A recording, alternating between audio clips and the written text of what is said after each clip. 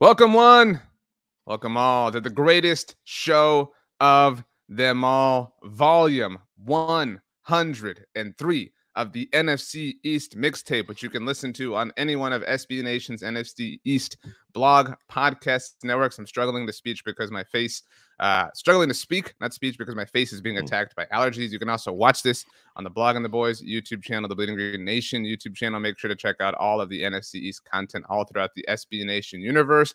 I, from Blog and the Boys, am Ochoa. He, from Bleeding Green Nation, is Brandon Lee Gowton. He is also your flight attendant for this flight. If you are watching it on YouTube, you had some of those vibes going on, Brandon. What do you mean? Oh, because of my hand instructions. Yeah. Yeah, like the pre-flight, like, fasten or keep your whatever. You ever been on a flight where they're like, did anybody lose $100 bill? And then everybody looks up and they're like, now that I have your attention. And then everybody's like, got him. Yeah. No, have you ever been I on guess a flight not. like that? How's your day? It's going good, RJ. I'm going to see Blink-182 later tonight as we record this on Tuesday, May 23rd. Staying over at my friend Zach's and Nicole's place in outside of DC. So shout out to them for hosting me, and excited to see the rock show tonight. What's your favorite Blink-182 song? That's tough. Like song. I mean, there's a lot of different vibes. If we're gonna say probably most played, I mean, you're talking about like, an obvious one, probably like, like Feeling This or something like that. Yeah. All the things she said. Like, I mean, like, it's fine to go chalk. You mean all the small things? Whatever. My head is under incredible duress this morning. It's the off season for us too, right? Yeah. Like I said, my face is under an extreme attack. I feel very swollen in my face. It's allergy season. Wow. So it's tough. I feel like I sound that way. I'm also fighting off a sneeze mid-sentence. But yeah, all the small things. Again, like my point was going to be like with the like amazing band, I feel like it's okay to go chalk. Like I feel like sometimes you want to go off the beaten path, but like they're hits because they're hits. You know what I'm saying?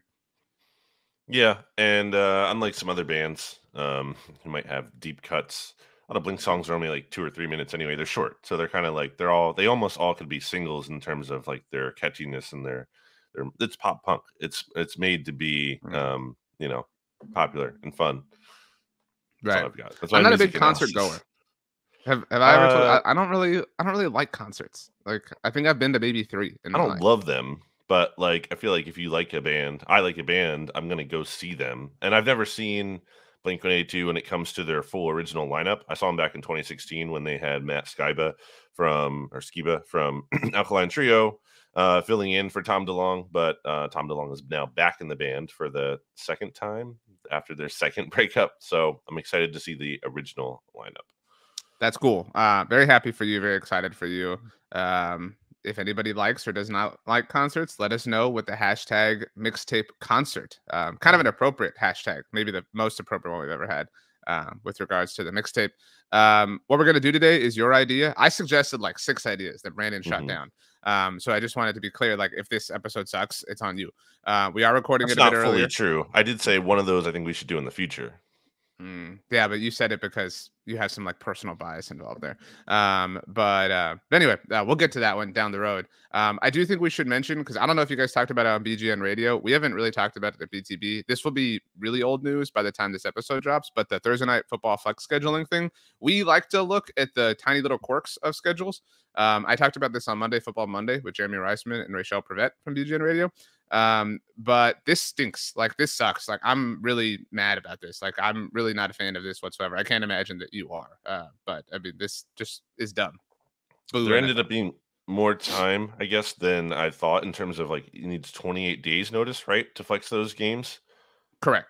I think originally they wanted way less than that. I think they wanted like half. They wanted like 15 days. Yeah. So like I like that part. I don't like that they did it at all. Correct. I didn't see the need for it. But if they were going to do it, at least they made it so that you have like almost a month to adjust now. I know that for some people that's still not enough time and not a great outcome.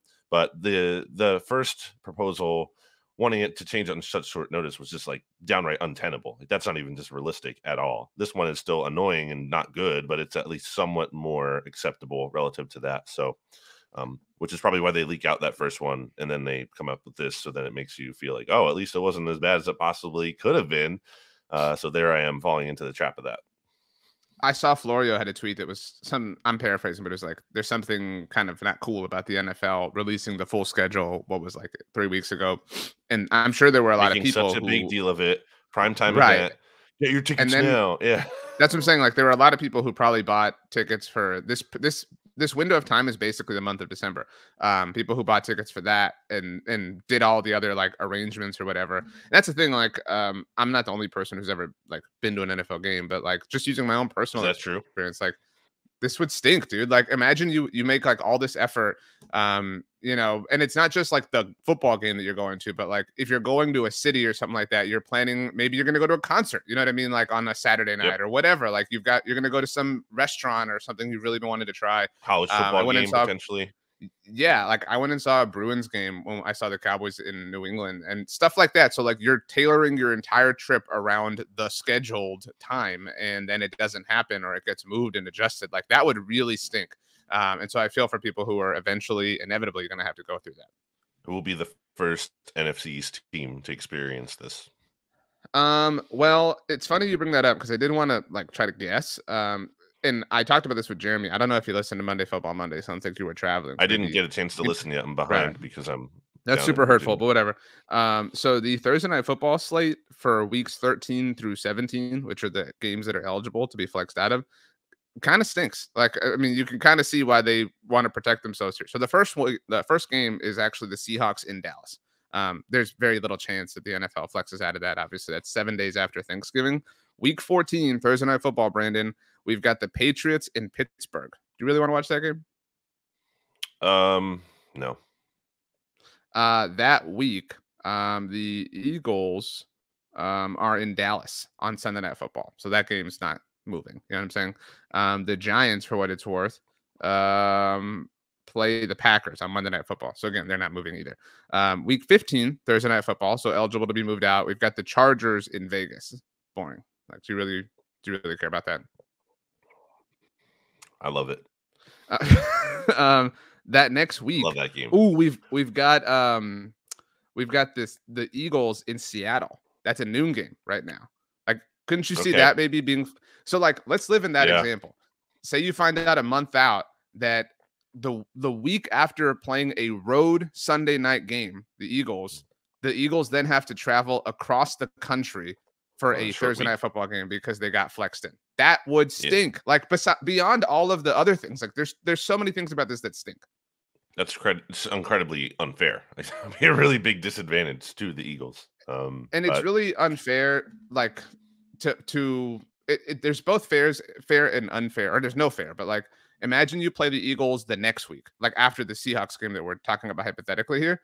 So now you were going to get the Eagles on the normal week, right? Like coming off of a Sunday. So while granted they have to go through the tough Thursday game, now they get a week and a half to prepare for you. You know what I'm saying? So like now you've compromised that game and the call it Chargers Raiders game. The teams that were going to get them off of a week and a half now get them off of a standard week. You know what I mean? The little advantage that they had or they were going to be up against is now mitigated. Like, it's just stupid. I don't like this whatsoever. Yeah, the Giants wouldn't like that because the Eagles and Giants play on Christmas. So the Eagles would have that mini bye going into potentially a big divisional game. Although, I think the Eagles, Seahawks, like that's a disadvantage in a game that could be pretty important for playoff seeding. So, it kind of works both ways. The Seahawks are the true birds of the NFC, by the way. Is anybody doing the bird gauntlet this year? What does that mean? What are you even saying? What kind of comment is that? Have you never heard of that before? What? That was the thing. I think no, not the gauntlet thing, just the true bird thing. What does that like? Oh yeah, if I say the birds, I'm talking about the Seahawks, not the Eagles. No, I mean this is bad. Yeah. This is really bad trolling, uninspired trolling by you. Anyway, tell us what we're talking about today. This was your thing, so again, if it sucks, it's on you. Well, I forget, so maybe we should just wrap this. No, I propose that we talk about the top breakout player candidates from each team, and in addition to that, because can't only just be about the positive, we have to bring it down a bit. The top step back players from each team in the NFC East. So I think it's important to do some table setting here. And this is a little bit along the lines of overrated, underrated, but not quite. But same kind of disclaimer needs to be said where you can't take a step back if you were never actually good. Like my example that I just brought up to Zach, because he was like, "Hey, what are you guys going to talk about in the mixtape today?" And I was like, "So let's say Jalen Reagor, for example, was still on the Eagles. He's not a step back candidate. He's just bad. Like you're not stepping back from anything."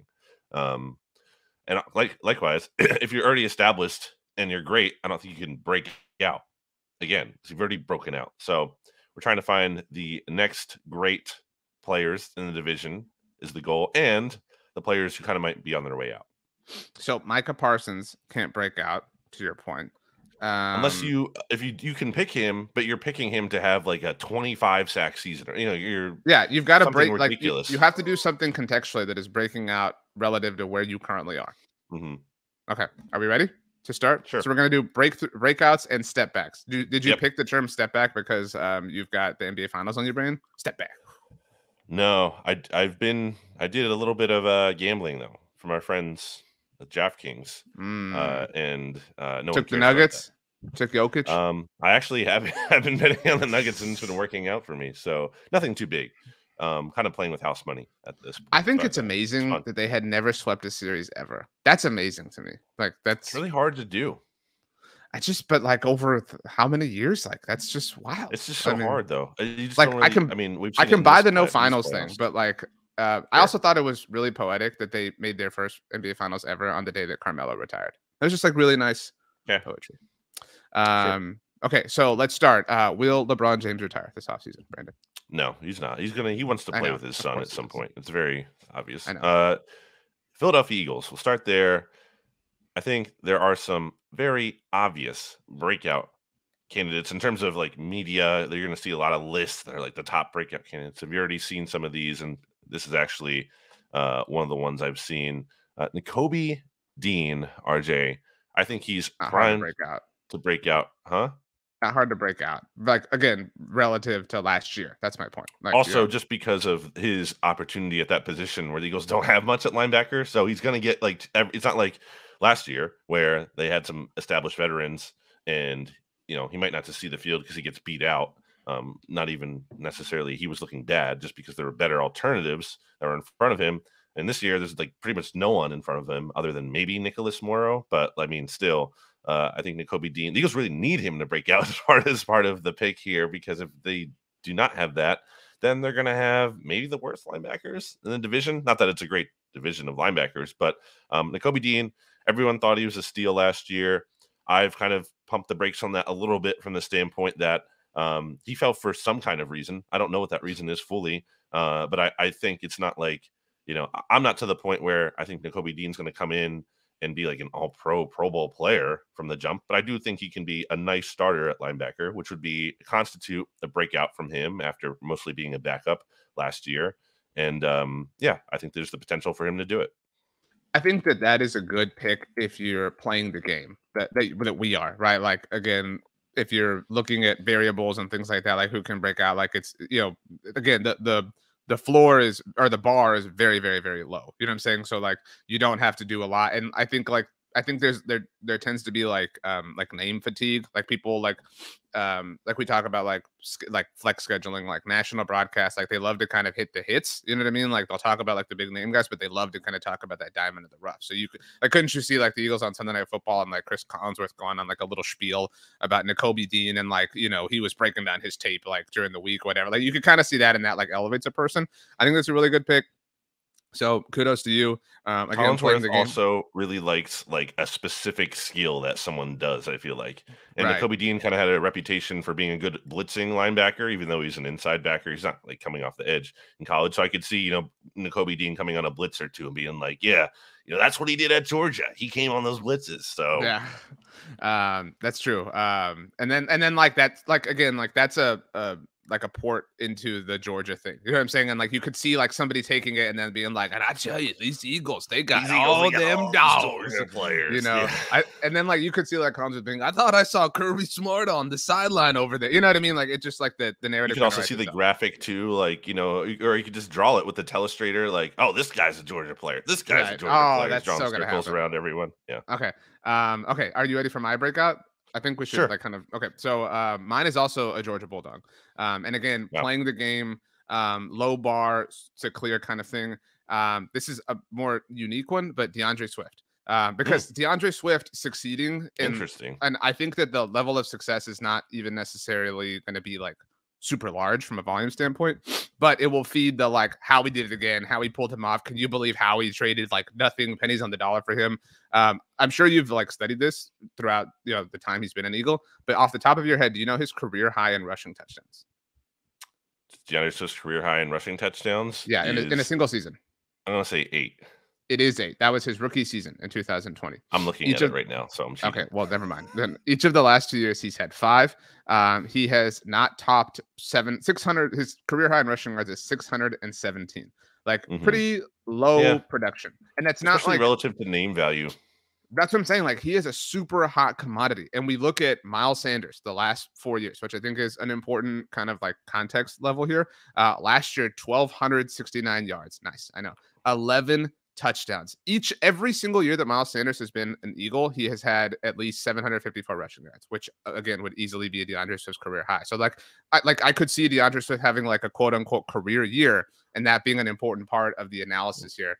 My face is under attack. It's really difficult to speak, but yeah. So my answer is DeAndre Swift. Like again, I think that we could see. I don't want to spoil my Giants pick, but we could see some regression on that side of things with regards to the running back position. And running back is kind of the hot name. You know what I mean? Like you could see DeAndre Swift being like, I don't know, like RB7 in fantasy, and that being like a big part of his name value. I would presume that, especially now that he's been paid, that the Eagles want to utilize Jalen Hurts a little bit less down near the goal line, and I would see DeAndre Swift maybe like vulturing some of those touchdowns, so to speak. Like I could see his name really being boosted by things. Yeah, I think that's a fair pick by you. I think it's a little hard for me to believe from the standpoint of like that he's going to explode from a volume perspective, from the standpoint that the Eagles don't really use their running backs that heavily, like any specific one too much. Also, like I guess like anytime you get a running back, it's like, well, our offensive line's going to be way better. It's like, well, the Lions had one of the best offensive lines in the league. Like now, the difference there again is that you have Jalen Hurts instead of Jared Goff, which I think is a big deal when it comes to helping your running back.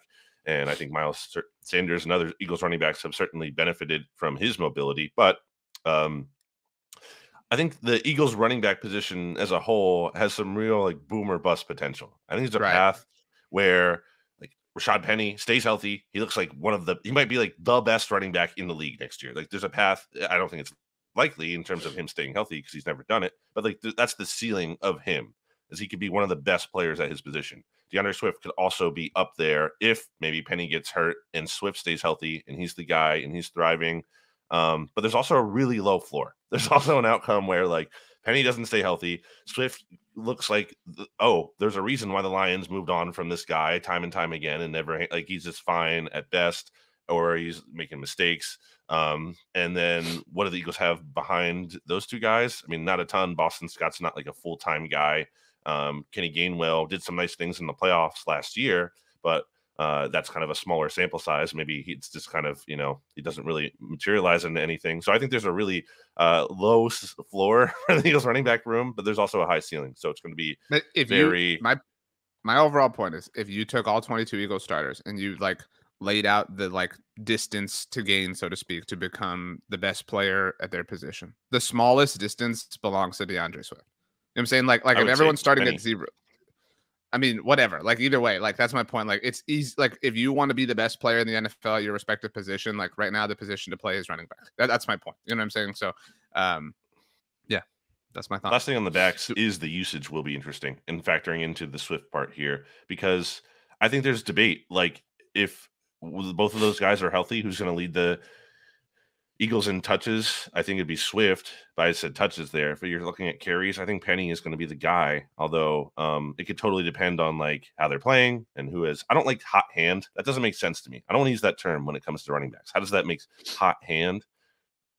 I like hot feet better. I mean, who is the hot feet? you put the ball in their hands, like, you know what I mean. But Yeah, but like where does that phrase it's a come running from? back. Like, I don't but know. what originally had the hot hand? You know what I'm The saying? quarterback, Like, maybe. I guess so. I mean, but Like that makes sense. who puts the ball on their feet though? Like you know what I mean? Like whatever. Yeah, but they're using their Step feet back to run. candidates. What's the Speaking of feet, title? step back candidates. What's the Step back title of their candidates. job? Running Step back. back candidates. Hot legs. Should I go first? Yeah. So again, playing the game here, like relative to who they are, their standing in the NFL, their current overall assessment, et cetera, et cetera. I thought about going Jason Kelce because like it's so difficult to continually Jason Kelce. No, I actually really like him. That's what bothers me about him. Like, I hate how likable he is. But I mean, you get my point. Like, it's so difficult to be that good over and over and over and over again. I'm not picking Jason Kelce. That's my point. Okay. I'm 4 All-Pros in the last 5 years. My pick is going to be Lane Johnson because for similar reasons. Like I think it's difficult to hold that line. It becomes like the battle of attrition wears on you. And I certainly don't want any player to get injured, but like injuries are a part of his deal. You know what I'm saying? Like I could see like at the end of next season, you know, people being like, it's just like right now a conversation that people are having within the Cowboys world is about like, is it worth having Tyron Smith around because you never know when that time bomb is going to go off, right? Like it makes it difficult to plan. And like in a vacuum, it's like, yeah, well, of course, I'd rather have Tyron Smith than not have him, whatever. I think there's a similar plight with Lane Johnson. Like no Eagles fan would rather not have him than have him, but the lack of stability associated with him, I think will be a part of the overall narrative even more so after this coming season. Kudos to him. I mean, the fact that he's come back from all these injuries and he's an impressive human being and all sorts of things. But again, playing the game, that's my pick. I don't think it's crazy in a like if I'm trying to support your point, it would be that, you know, aging offensive lineman, it's a concern, injury history, like you pointed out. I also think from a mental standpoint, not commenting on his mental health, but in terms of like he's talked about openly, like last season, he was talking about, yeah, I'm probably going to retire in maybe 2 years or maybe have 2 years left. So I think, and he's considered retirement before. So maybe he reaches a point where it's just like his heart isn't in it anymore sooner than he expects. And that's not a critique, by the way, too. If your heart's not in it, then that's just, you know, how things are going. But Lane is not someone I'd bet against. My pick for this is Darius Slay, who people will say I am a hater of. Yeah, you are a hater. I think he didn't play his best ball down the stretch last year. He started hot, and I think he didn't finish as well.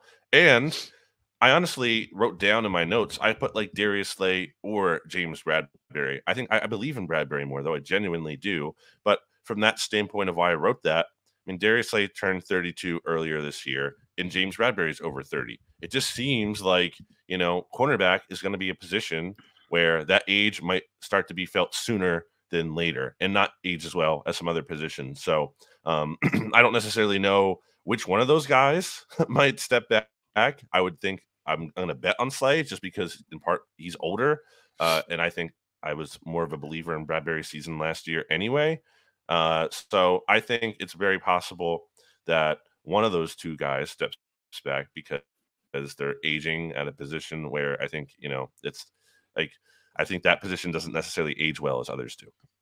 I do think that the regression that is being discussed a lot that could, would, will, might, may come for the Eagles could be most felt at the corner position specifically, right? Like, you know, to bring up Lane Johnson, like that's a position that has withstood, you know, the test of time, you know, and generally does, like across different teams, right? Like we're talking about the Eagles right now, but my only like clap back to you would be like, well, you kind of hate Darius Slay anyway, so like it's difficult to like step back from like what you think already kind of sucks. You know what I mean? Well, I mean, like he'd have to really implode. Last couple of years, though, I'm saying like, you know, he doesn't make that. Also, I should mention that I don't know how big of a difference this is, but Slay did give a lot of credit to former Eagles defensive backs coach Denard Wilson, who isn't back now. So maybe that's a factor too. They lose their defensive backs coach, and that plays in a role. And for all of his faults, Jonathan Gannon, one thing he has done well in, if you look at his track record, like generally speaking, or at least more often than not, the defensive backs that he's been involved with have had good years under his coaching at some level. I don't know how much he's responsible for that, especially when he's the defensive coordinator, but like that's an area. Now, I think you could say the same thing about Sean Desai, but we'll see. I think that's an area where there could be some kind of decline there. My nose is just like running like crazy. This is suffering. I hate this. This is really awful. Okay, are we ready to move on to the Cowboys? Yes. Breakthrough. You go first. My breakout player for the Cowboys is a very trendy one, so you already know what I'm going to say after I said that. I think. Wait, if it's very trendy, is it Sam Williams? Is that your pick? No, he was another candidate, but I think everyone's looking at Jake Ferguson there, in part because the opportunity's there. It's almost like the Nakobe Dean theory here, where they spent a second-round pick on a tight end. But here's the thing. Having seen the Eagles do that multiple times with Zach Ertz and Dallas Goedert, those guys don't come in and be instant difference makers. Tight end is a position, especially relative to other ones, that takes time for guys to really factor in the league. And now maybe that's offset a little bit by the fact that Luke Schoonmaker is like 70 years old as a rookie, but I think there's still going to be a learning curve there. And I think Jake Ferguson has the opportunity in front of him, and small sample size alert, but he performed, or at least had some good, like positive ridiculously indicators. Small sample size. Ridiculously small sample size, 23 targets, but he didn't have a drop, and he had 133.3 passer rating when targeted. So maybe there is something there with him. It's kind of more of like, a long shot. If we're placing bets on this, I think the odds would be very favorable in terms of being able to win a lot of money. It's certainly like a big projection here. It's a big leap of faith. But I think when you look at opportunity and looking at the fact that he's not going to have to really carry the offense in any way, because you have CeeDee Lamb, you added Brandon Cooks. I think Michael Gallup, so he would be a prime example of like who you couldn't pick, because Gallup he already did have the step back last year. Like he's the player that actually happened to. You could actually say maybe he would break out from his slump from last year. But I do think just by being such a kind of forgotten about option, he might benefit from that and not be like one of the best tight ends in the NFL. But I think the drop off from Dalton Schultz to him might not be as big as people think. I think that's more of a testament to like the tight end position than it is to like, I don't think it's difficult to replace Dalton Schultz, not because Jake Ferguson's awesome, but because I don't think it's difficult. Like that, we've seen Dak Prescott have a lot of success with different tight ends like over the course of his career, which has been really interesting. Like Jason Witten, obviously early on, he kind of made Blake Jarwin a little bit, the little kind of cup of coffee that he had with the Cowboys. And then Dalton Schultz, obviously, like Dalton inherited that role, and it was really weird. I wrote something the week of the draft that really interested me about the tight ends in general. So this was the Cowboys tight ends last year. And again, admittedly, very small sample size for Jake Ferguson and Peyton Hendershot, who was an undrafted free agent that the Cowboys found last year at tight end. So these are the Cowboys tight ends last year. This is yards before the catch per reception. So basically how far they ran down the field before they caught the ball effectively. And so Dalton Schultz, 6.5. So there's a lot of like, moving a little bit, turning around, catching the ball, hopefully some yak associated with that. Peyton Hendershot, 5.1. I want you to guess Jake Ferguson's. Again, very small sample size in terms of number of catches, but yards before the catch per reception. 9.9. 2.6. Super like, curl route, not even curl, like drag routes, you know what I'm saying? Like all just right near the line of scrimmage. And that's the exact opposite of what Luke Schoonmaker is like thought to be for the Cowboys. And that's what I think they want. That's what I think they're going after. I think they want a vertical threat. So I agree that like the opportunities there, like I could totally see Jake Ferguson having like 8 touchdowns, like just, and having kind of like the name I always think about is like LaRon Robinson for the Cowboys in 2011. Like that could totally happen. And maybe that like meets your criteria, but that wouldn't be my pick personally. But good job. You messed up. It's okay. Who is your pick? Let's get to it. Well, I thought about a number of players, obviously. I thought about going Mike McCarthy, honestly, but I didn't want to get like too in the weeds here. That being said, I'm going to go with Mozzie Smith because there is like an opportunity there. Yeah, I mean, and like I could totally. We talked about like envisioning what Chris Collinsworth could say. Like I could totally see like a Sunday night game where the Cowboys are obviously on and everyone's talking about them, and then like just tweets like filling my timeline that are like Mozzie Smith is everywhere. Like he's just clogging the run, whatever. And I mean, if any, the Cowboys have historically, and I think they get a little bit too much credit for this, but like people are like, oh well, they draft really well in the first round. Yeah, you should. Like, like if you can't hit your first round pick, like that's a problem. You know what I mean? But their first round picks have come in and done really well every year, just about. I mean, save for obviously Taco Charlton, fellow Michigan man. But I mean, the fact that he gets to play along a defensive line that features the likes of Micah Parsons and DeMarcus Lawrence, like the opportunity is going to be there. And I'm inclined to give the Cowboys this benefit. They saw an athlete in Micah Parsons that Penn State, who I know you love. By the way, I think it's kind of hypocritical that you don't support Penn State because you're Mr. Like you have to root for the teams that you are, near and where you're from, and you don't support them. Penn State is very. First of all, I don't like hate Penn State. Second of all, you troll them when they lose. Close that's to hating. Philadelphia. It's Pennsylvania though. Not, but it's like, yeah, but come on, like Pittsburgh and Philly are not the same thing.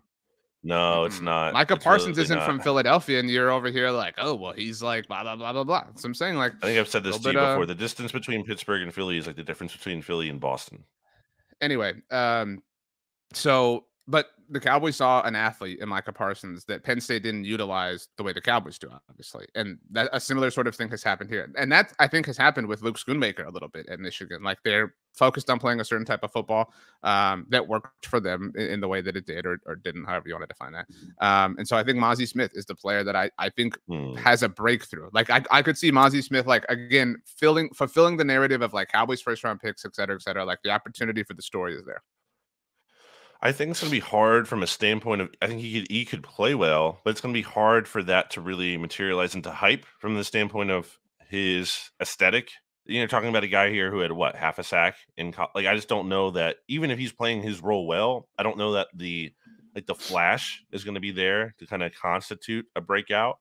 So I think that could be tough from that perspective. Also, by the way, you had mentioned Micah Parsons. Sorry, just to add, he has like a really electric personality.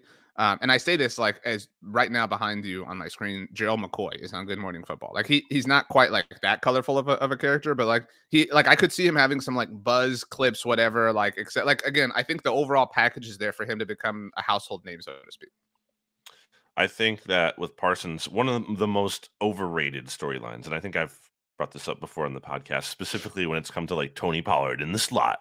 It's like this mythical offseason position change thing where they talked about moving Micah to linebacker, or sorry, to defensive end full time. He's not going to be linebacker, even though then that was refuted, right, by him or the coaching staff. Yeah. It's just so dumb. There's people are like obsessed with position changes. Like there's this offseason storyline. I get nothing's going on, so we talk about it, but like just never even for like 99% of the time it amounts to absolutely nothing meaningful. Like around this time last year, people were talking about JJ Arcega-Whiteside moving to tight end. Like you basically, but they're not changing Mozzie's position. They're just not asking about Mozzie now. This is a pet peeve with Micah that I meant to bring up that we didn't talk about here. This is totally. I mean, but Micah is the one though. Like if you're like talking about like a player changing positions, like he kind of. But he's not even changing it. I mean. I don't think he's changing it because like he's already like he played over 80% of his snaps at pass rusher last year. So like there's nothing to change to. Yeah, I think Dan Quinn just is like that's my point. I think Dan Quinn is like quit putting attention on this. And why would he need to change? He's been doing well. Don't change anything. It's just dumb. People get so obsessed with that. RJ has left the recording premises. For those who are not watching the the video version, which, by the way, you should and can watch on the Bleeding Green Nation YouTube page, which is really the best place to watch it. Or log on the boys' YouTube page. I always read the comments or try to read the comments on those, so we appreciate those who do the feedback for the show. You can also do that on Apple Podcast. I'm just turning this little break here into an ad, basically. Also, check out Righteous Felon Craft Jerky. If you're looking for some snacks in your life, you can get the highest quality meat snacks possible and at a discount by using discount code BGN15. for 15% off your order. RJ is back now. RJ, I'm back. Were welcome you back. talking about how Micah is the player who lives most rent free in your head and how you're So obsessed with we him? are going to go to the step back players, and I think there's a By the way, very obvious what. well, I was gonna say, by the way, so I have a roll of toilet paper. Hmm. This is my move when I'm sick. I get a roll of toilet paper and like a grocery bag. I'm saying, and like I just put that with me. I'm just like blowing my nose and stuffing it the whole time. So I'm not sick, That's a but this great is just an image for uncomfortable feeling. people who really That's wanted what to we're know here about for. that. That's Top what we're step here back for. candidate is Tony Pollard. It's very obvious. He's coming off the injury. He basically had a breakout last year. It seems like it's going to be hard for him to match that with the injury coming off of that. Although Mike McCarthy did say he wants to run the ball a lot more. But I think Oh my the gosh. injury is tough. And I think when the Cowboys inevitably sign Ezekiel Elliott, he's still going to be in the mix as well. So, yeah, he's my step back candidate. You are like talking to a human version of the bag that I fill my tissues with. You know what's going to So happen. no, I also think I said this then, like it was so dumb that people I'm like were like, oh, McCarthy won, and people are still leaning on that. They literally cut Zeke a week after that. I He's mean, going to be like back. they He's going to be I'm back. like I disagree, and they literally I think after it's Mike more McCarthy said likely we want to run the ball, they cut Zeke each and traded passing for day. Brandon Cooks. But they wanna run the ball. I mean, like it's dumb to me. I think the Cowboys don't mind being connected to Zeke in public conversation, but they have moved on. It would be very Cowboys ish, like in terms of brand, to bring him back, but they have Yes. moved on. I think it's fair to bring up Tony Pollard. There was a lot of conversation last year about how the coaching staff may or may not have not wanted him to exceed a number of touches in a game because he's not as like durable or blah blah blah Hmm. whatever. Obviously, he got hurt in the playoff game, although that wasn't like a result of like wear and tear. It was just an unfortunate thing, the unfortunate tackle, which obviously was a discussion point over the offseason. I mean, I think like if you're looking for candidates to step back, I think that's a fair one. I think you can make Hmm. the same sort of argument for Zach Martin that I made for Lane Johnson, right? Like at some point you have to hit a wall. That is one for me. I think and this one bothers me a lot, but it might be DeMarcus Lawrence. I mean, like I thought about him. he's been quietly very good for a very long time. And again, like you're just like there's just it's been 9 years since the Cowboys. He was the same draft as Zach Martin, actually. I mean, back-to-back picks. And so, I mean, it's hard. I don't have one I feel like passionate about because I mean, I could see a number of different options. Again, my face is just like all sorts of falling apart. You could also, if I have to pick one, and I thought about this when I was walking Bear this morning, it's Jaron Curse because Mm. I don't want to say he's overhyped, but I mean, there's a lot of like what Dan Quinn has done with him specifically. And I mean, the fact that he has been as great as he has been for the last 2 years has really shut me up. Like I did not see that coming Well, apparently whatsoever. And not. I'm a big fan of his. But again, the Cowboys are already kind of like planning for life beyond him a little bit with the safety. And they use so Mm. many safeties. Like it's just difficult to see that panning out. Okay. I did think about DeMarcus Lawrence. He's had a lot of those nagging injuries, like ones that haven't been major and kept him out for long stretches. But it feels like he's always like managing injuries throughout the season and just trying to get through. He's obviously a tough player, so he ends up playing. But I do think eventually those are going to take a toll with all the wear and tear, which again kind of fits that Lane Johnson kind of argument if you're looking to see some kind of drop off. Also, if you just look at his production standpoint, he kind of bounced up last year. He had what, like 6.5 sacks after only having, or he had 3 in 2021. He bounced up to 6 last year. The years prior to 2021, he had 6.5 in 2025, in 2019. He hasn't been in double digits since 2018 when he had 10.5. So, I think it's possible he does take a step down from that 6 that he had last year to maybe something again like 3 or so. I know that was in part because he only played 7 games in 2021, but I could just see his sack production falling off a little bit. Okay, let's take a break and then do the other teams. Welcome back. Brandon, while we were gone, you told me your favorite thing to do when you're sick. My favorite thing to do when I'm sick, which I actually was feeling really sick last week. I think I brought that up on the mixtape, so maybe you caught it from me. It's contagious. Hopefully not. It was really short-lived. It was only like a 24-hour kind of thing. But my favorite thing to do, not an ad, not a sponsor, but I like to go to, and shout out to my mom for getting me started on this. Go to Starbucks and you get the medicine ball, which is like the citrus something, something citrus honey tea or whatever, lemon tea. It's on the menu. It's not medicine ball in the menu. I was about to ask, like, I didn't know what to so like it's not called a medicine ball, to be clear. I was No, thinking it let was me look like up the a exact ball name. that they sold and you like put in a cup of water or something. No, it is jade citrus mint green tea, but there's like lemon with it. Honey. Here's the official name. Sorry, honey citrus mint tea. That's the thing you want to order if you're sick. Get one of those. I think you'll be feeling better. Nice. The New York Giants breakthrough stepbacks. You want to go first? You want me to go first? How you want to do this? I think my breakout candidate for them. I thought about Wan'Dale Robinson. I think he's probably the right pick, and therefore the chalk pick, and therefore I don't want to talk about that as much. He did show some promise last year. Hey, Philip. There's a cat. Sorry. Yeah, Philip the cat Philip? is meowing. Yeah. No. What else would he be doing besides meowing? Like, what other audible noises? Well, he wants to get out, I think. He's upset that the door isn't open. So maybe I'll go do that when you're talking next. But breakout candidates, I'm not going to go Wan'Dale Robinson, even though he showed some promise last year. I'm going to go with Evan Neal, who I think potentially could be on the Andrew Thomas track. Once upon a time, Andrew Thomas in his rookie year was not very good. And it was kind of surprising, because he was a great player in college. And it was like, man, did the Giants blow this pick? Can the Giants ever get offensive line right?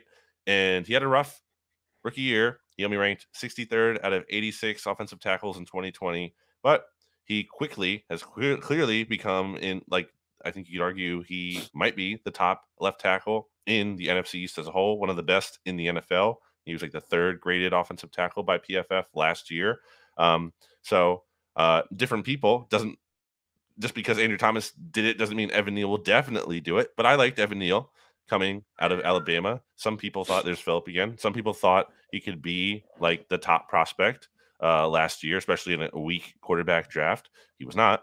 But I do think, even though he was 87th out of 89 offensive tackles last year, I do think having that year under his belt, I think he could get better and he could be kind of a breakthrough player. And I'm going to go let Philip out. So feel free to take this away. Brandon is letting Philip out. Maybe he'll hold Philip up. I don't know how friendly Philip is. No, that's not kind of the vibe. Yeah. You haven't gone yet, so I don't know why you told me to speak like you were going to leave. There goes Brandon.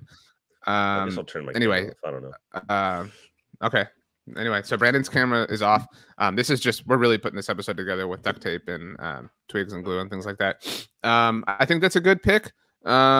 I do think there is an opportunity to become the new, like, de facto best left tackle in the NFC East, and the Giants have never really been a part of that conversation. I think I hear Brandon coming back. He is back. Oh my gosh. So I was saying, so like a big part of what we've talked about here is like narrative, obviously, like that. And that, like, obviously kind of goes hand in hand with breakthroughs and stepbacks and things like that. But for a while, there was like this rotation of like the best left tackle in the division or even the NFL.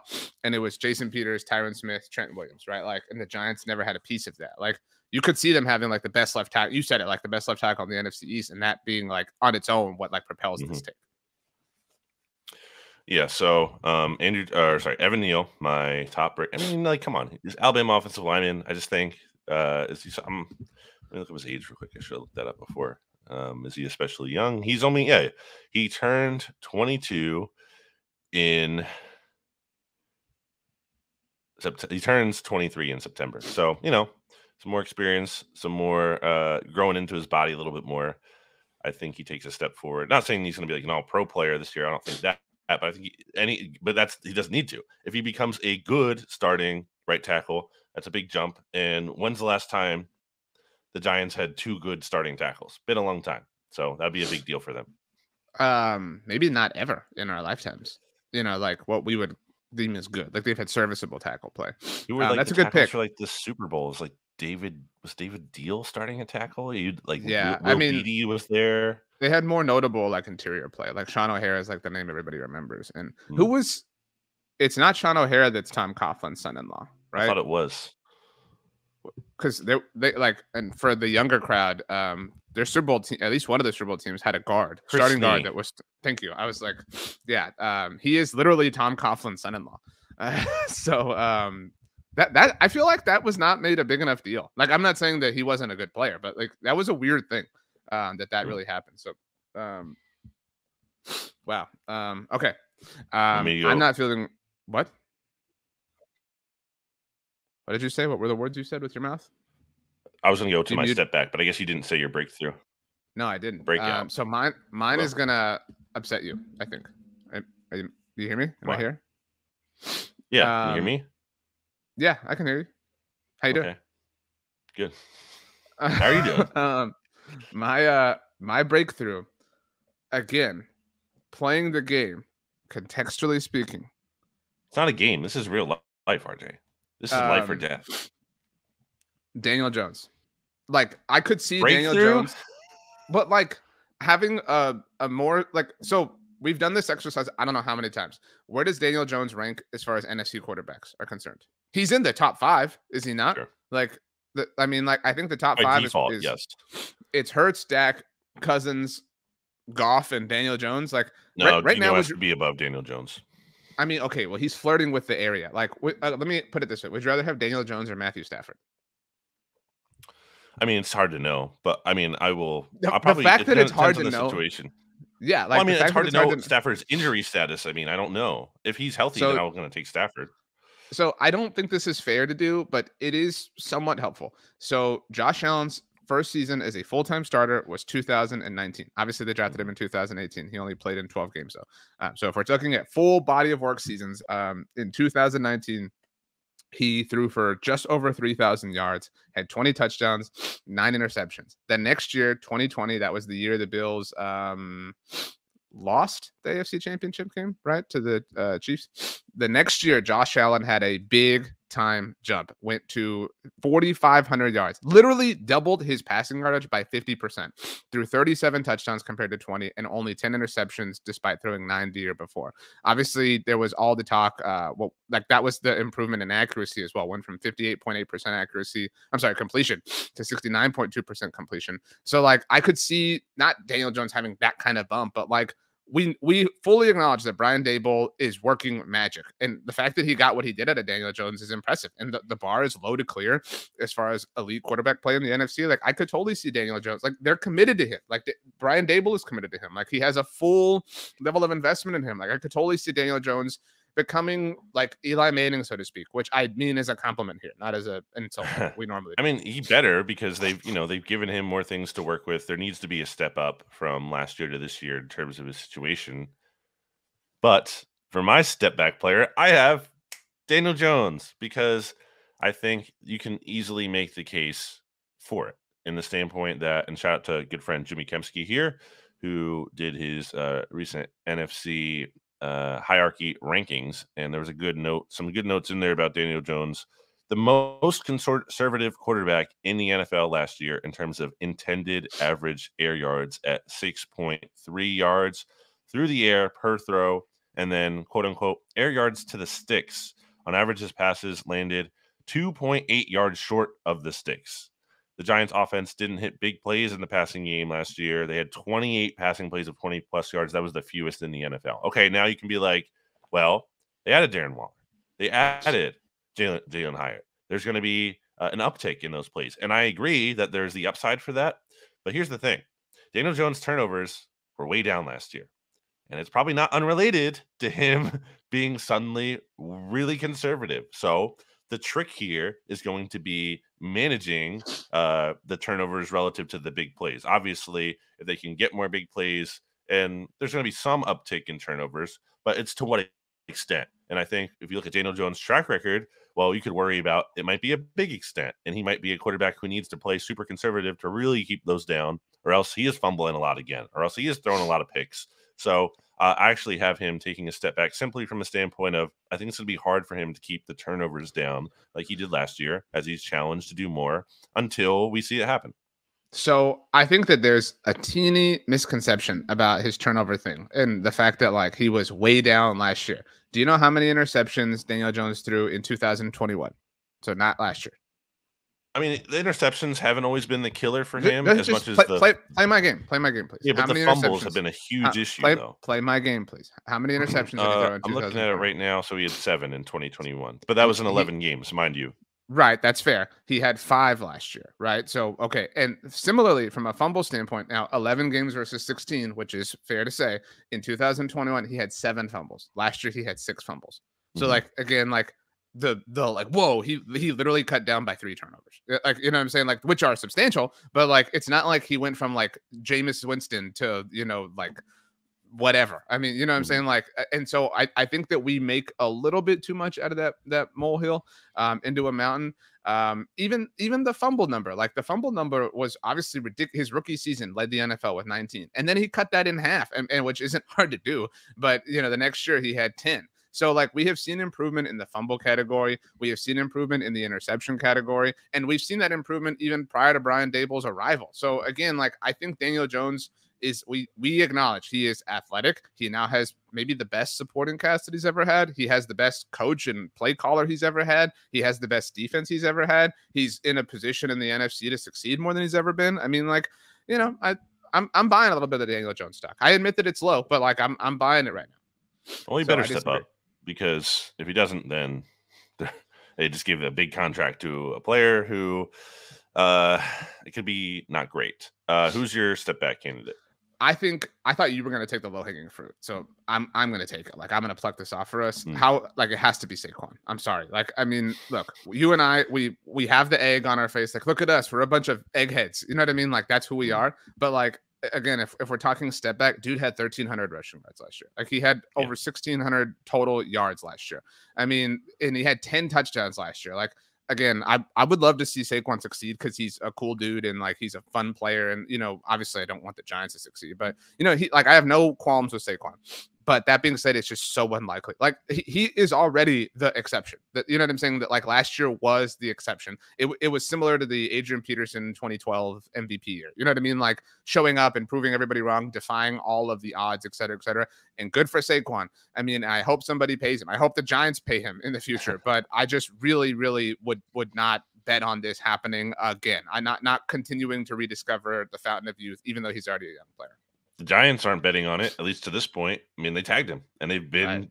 It seems like they've been pretty reluctant to give. And they not only did they tag him, but they really wanted to tag him. In that, like, they didn't want to pay, or they didn't want to have to tag Daniel Jones because they wanted to be able to use that option on Saquon. Because I think, rightfully so, they acknowledge there's still value in having Saquon here in 2023. Like we can get one more year, good year probably out of him potentially. But beyond that, we don't really want to be paying for his 2025 season and his 2026 season. Maybe 2024 will work out too. They could always tag him again if he has a good year and they really want to keep him around another year. Although I'm sure things would get complicated a little bit at that point. But still an option available to them. So yeah, I mean, I did think about Saquon. That was not on my brain, but we've already like done the anti-Saquon thing here so much that I felt bored talking about it. So I'm fine with you taking it. Okay. The Washington Commanders. I'm in Commanders territory, RJ. Who I guess technically finally have a new owner. I know it's again, it's not approved yet officially. It's so complicated that the way all this happens, but they're about to have a new owner.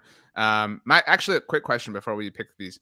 How would you feel about them changing names again? I think they should. I'm not a fan of Commanders. You know what I mean? Like go all in with the new era. I'm super fine with that. Isn't that weird? Like new mascot, new name. Now we have a new owner. It's like, well, shouldn't the new owner have decided that? Yeah. Okay. Breakthrough. I'll go first.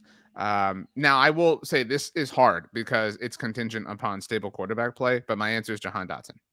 So I don't believe in Sam Howell. But Jahan Dotson, I think I was like, okay, you took Jahan Dotson last year. Kind of, got some more egg on my face. Got a lot of egg happening here. Maybe that's what's causing the allergies. Is like all the egg on my face. But yeah, you get salmonella poisoning. You don't want that. Wow. What's your favorite kind of egg preparation? Over medium. Yeah, I want a little bit of yolk. I don't like super runny. I think people that like super runny eggs are weird. I'm sorry. Like, why do you want to drink them? You want a straw? Like what? That's a funny way to put it. You want to drink with your eggs. And scrambled scramble to me is so boring. Like, do you eat It's like pretty boring. it's also difficult to eat. Like, are you poking at it with the fork? Are you scooping it? Like, you know what I'm saying? Like, Do so both. not a fan. I like a good over medium egg in a sandwich. So when I take the bite, the yolk Sure. kind of like surrounds the bread. So anyway, Jahan Well, I Dotson, think poached wow, is really good. Let me that's go fine. poached. I'm not a fan of deviled eggs. No, definitely not. That's Yeah. disgusting. I don't like cold Uh, savory in general. Right. Um, 12 games last year for Jahan Dotson, 35 catches, 523 yards, 7 touchdowns. The Mhm. opportunity is going to be there. I know we both are fans of Terry McLaurin. They sneakily have one of the better wide receiver duos in the NFL. Like, that's what we've said. Like, they find stable quarterback play. I know Jacoby Brissett's there now. You know what I mean? Whatever. But like, Mhm. I'm a fan. I mean, Jahan Dotson, I could totally see having like 1,000 yards quietly and then turning into what Terry McLaurin was at the beginning of his career. They have Terry McLaurin, they have Christian McCaffrey, so they're and Curtis Samuel, so they're firing on all cylinders. I mean, yeah, Dotson would have had like okay, he only had 523 yards last year, but he missed time due to an Right. injury. And I think, assuming he's able to stay healthy, I think he's going to put up big numbers. Yeah, and I think he did that last year with not great quarterbacks, and then Wentz and Heineke. So I'm not really too worried about him being quarterback dependent. I think he's going to be able to get his, even with McLaurin on the team. So I did have Dotson here as well. If I'm going to honorable mention or just not trying to only agree with you, I did put Brian Robinson down. I do think, him having a normal offseason and again not being shot could be like a really big deal. It's crazy that he kind of was able to have any kind of success that he did last year after that, not only from a physical standpoint, but think of that Totally. like, psychologically. You were shot.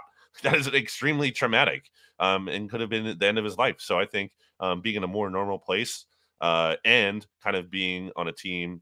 I mean, so maybe it doesn't work out so much from a game script standpoint. If we think the Commanders are going to be as bad as we think they are, then it could be tough for them to run the ball as much as it might take for him to break out. But I'm interested to see what he can do in year two, and to the point of game script. That's why another reason why Dotson could be a big breakout player is because the Commanders could be down a lot of these games. They're going to be throwing the ball a lot. But yeah, I think for as much as we are not bullish by any means on the Commanders, I do think they have like some interesting young players on their roster that you look at and it's like you're not really scared of it now, but you're like, okay, if they kind of can get the right quarterback in place, maybe they have enough to work with here and surround him eventually. I agree with that. I mean, but they have ignored the most important position in the game. But Yep. Ron Rivera just needs more time. Okay, step back candidates. Mine is kind of weird. Hmm. But I think Chase Young is going to float into like total, obscurity. What's he going to step back from? That's what I'm saying. Like, I think like Chase Young will be cut next offseason, and then like Wow. Chase Young is the new Jadeveon Clowney, or not cut. He just won't have his won't Yeah. get a new contract with the Commanders. Like he'll be the new Jadeveon Clowney. Like, oh, should we get Clowney? Should we get Chase Young? Like that's the That's a like good path take. he's on. Yeah. And so like because I'm even using myself as an example. Well, they didn't pick up the 5th-year option. Like my initial like superficial level response is like, wow, that's crazy. But like I know that's not crazy. You know what I mean? Like, but you can't get past that because they took him 2nd overall. He was this incredibly productive college player, and he wasn't just an incredibly productive college player. He was really good. Like he was an amazing rookie. You know what I'm saying? Like we kind of thought like, man, we're a little bit screwed here. Like they kind of figured this out. Maybe Commanders just never pick somebody at number 2 overall again. Like you're proving they can have amazing rookie seasons and then just kind of never really work out for you after that. But I know we've played this game before, so I'm not going to make you guess. He played 3 games last year and 9 the year before. He has played in 12 games over the last 2 years. And so like, I think he might be like the same dude, even if he plays double-digit games. Like that's who he is at this point in time. Like he's played no football basically for 2 years. I mean, so I think he floats into obscurity. I think there's just a lot of name value there. Yeah, it's hard to.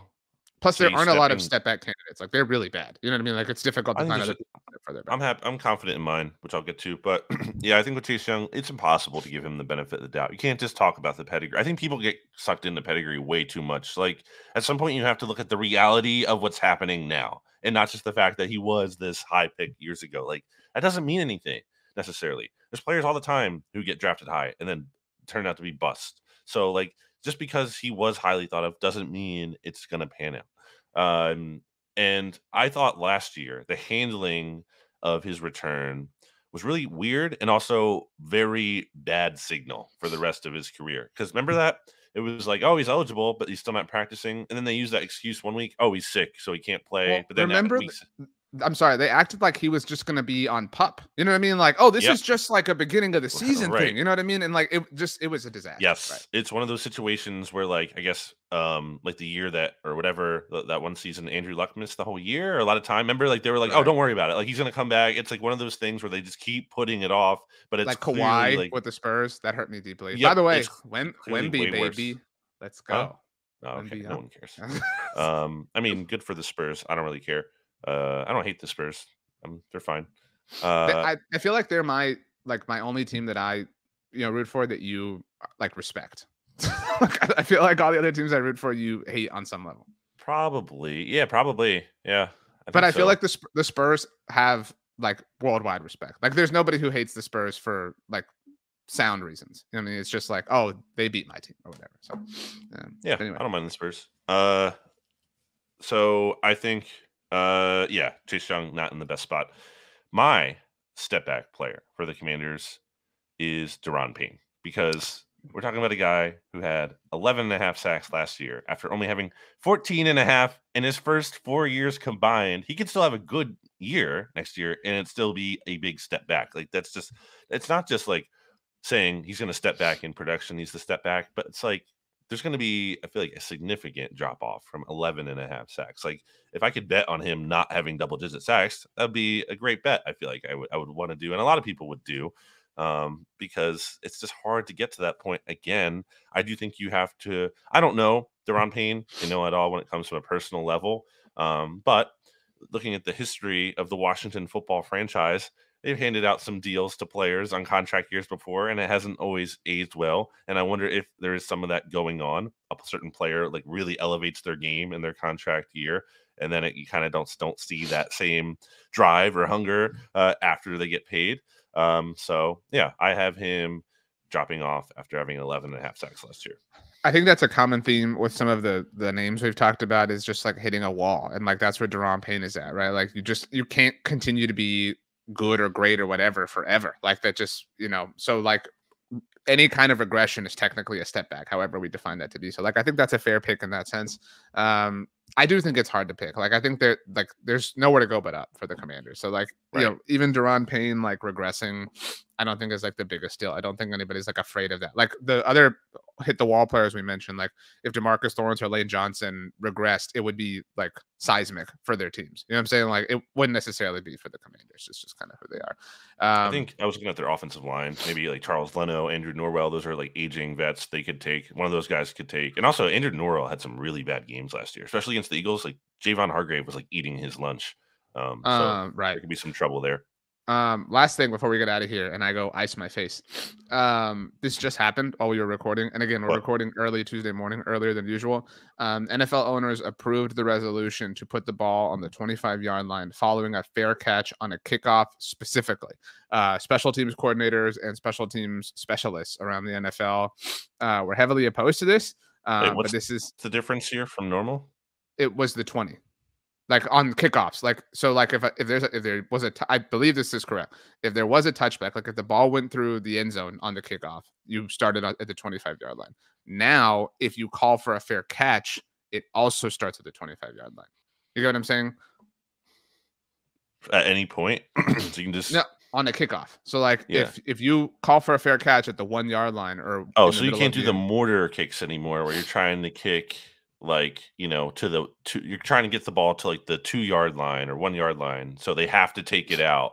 They can't take the touchback. So, but now they can just call a fair catch at that point from the 2. Now calling for a fair catch is a variable. They can call for a fair catch and that puts the ball at the 25-yard line. So they took away the mortar kicks, basically. That's what they're saying. I've never heard that term, but I mean, if you want to call it like the strategy of like, maybe not like. Do you remember when that kick happened to the in an Eagles Cowboys game? What was it in 20? I forget what it was, but there was a short kickoff.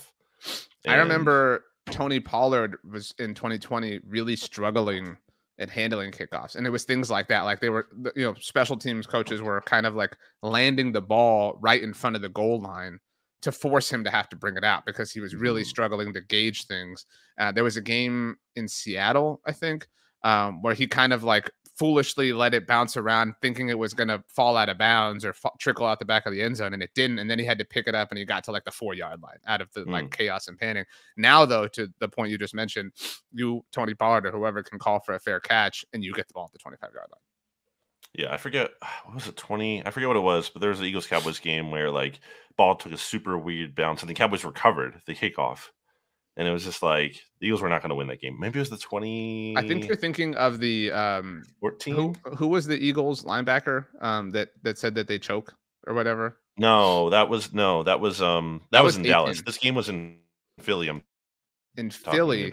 The game I always think about along those lines, this is very different. It was, I think, 2008 Monday Night Football, Steelers Dolphins. There was like a punt. I don't know if you remember this. That like it was like soaking wet and it just like stuck in the ground. I always remember that. But anyway, the value of special teams returners is like all time low. You know what I'm saying? Like, what is a returner adding to your game? Like, you don't have to call for a fair catch, but like, if you weigh the pros and cons, like it's like call. Hey, there's Phillips' dad, I assume. Where? Presume behind you. Where? I don't know if this is the bit you're doing. What are you talking about?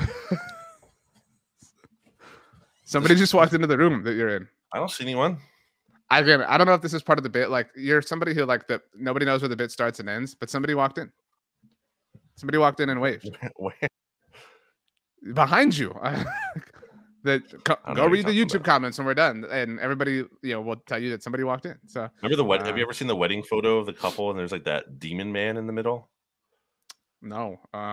There's like this picture of a couple and they're just like posed together where they're like there's like their faces are close or something, and there's like this little space in between, and it looks like there's like someone there. There isn't, clearly, because you look at the rest of the picture and like there isn't room for someone like that, but it's really bizarre. You gotta look that up. It's pretty freaky. Well, I'm not gonna look it up. But I saw Guardians of the Galaxy 3, by the way, last night. Oh yeah. Was it good? I think it was a little long. Like, not long in terms of just the runtime, in terms of like longer than it needed to be. Okay. I really want to see the Super Mario movie. I want to see that too. Yeah. So. Did you see someone uploaded it to Twitter? I've seen like that account, I think, that just tweets like movies. The full whatever, like blah blah blah. Like, I've seen that floating around too. Thanks, Elon. I can't. What did I watch this weekend? That was really nothing. Nothing great. So I'm finishing up season 4 of Drive to Survive. I got that going on. So congrats to me. Oh, this week, season finale of Survivor and series finale of Succession. Yeah. You don't watch Succession, but who wins Survivor? And let's leave after we pick.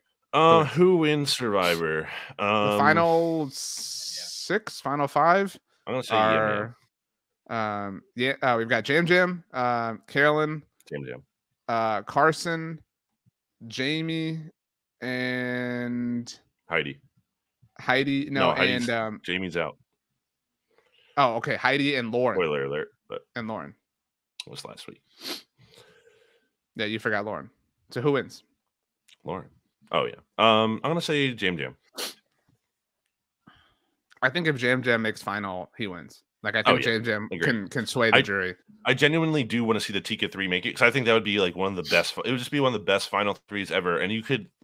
I want to go into the final 3 thinking anyone could win, because I think anyone could. I think Jam Would win, but I think like there is a scenario, or at least it's not going to be like 7-1 or whatever the vote split is. It'll be like 4-3-1 or whatever. Like, I think it could be a lot close. I want it to be very close. I think that people think Carson can win, but I think if it's the Tika 3, I think Carson gives the worst speech of the 3, or the least compelling speech. I think Carolyn and Jam would be way more charismatic and charming than he would be. I think because they're such great characters. I think he could do great, and I think it's just tough as a younger person for him to get that kind of respect from like older people. I just don't think they're, it's not. I'm saying it could be an unfair bias. It could also be deserved. More than one thing. Would you have voted Carolyn out if you had been Carson and Jam? I feel like there's no reason for Carson to keep Carolyn around. I don't get why he's keeping her around, but I don't care just about the mechanics at this point. Also, I just want to see the most compelling thing, an interesting thing. I think the most interesting thing from an entertainment standpoint is all 3 of them making it. Okay, that was Survivor Talk here on the NFC's Mixtape. And with that, Brandon, the tribe has spoken. Give us your 3 favorite things about fire. In the spirit favorite of things Jeff about fire. I love Look staring behind you again. into a Behind you fire. again. Where? Oh. Yeah. Is that who was there earlier? Yeah. Oh man. Is that Phillips, Dad? Yeah. Okay, that's what I was saying. And you were like, what are you doing? Doing the bit. The bit was dumb. It's Holden, actually. That's Holden? Yeah. Holden, maybe get your own ride to DC. You know what I'm saying? Like, yeah. Anyway. Hey, can you ask Holden how it feels to root for teams that lose in the playoffs all the time? I like looking at fire. I think it's relaxing, nice.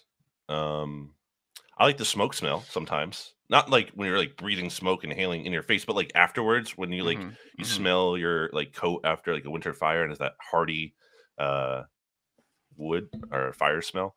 And I like that you can cook on it. The Denver Broncos just released Brandon McManus. Temple Zone. I like when you like if you roast a hot dog on an open flame, it's a great time. I want Brandon McManus to be the Cowboys kicker. Okay. That's what I want. Let's wrap this up. Shout out to Fire. Shout out to Blink-182. Shout out to Fire. And shout out to an arsonist. Shout out to the Tika 3.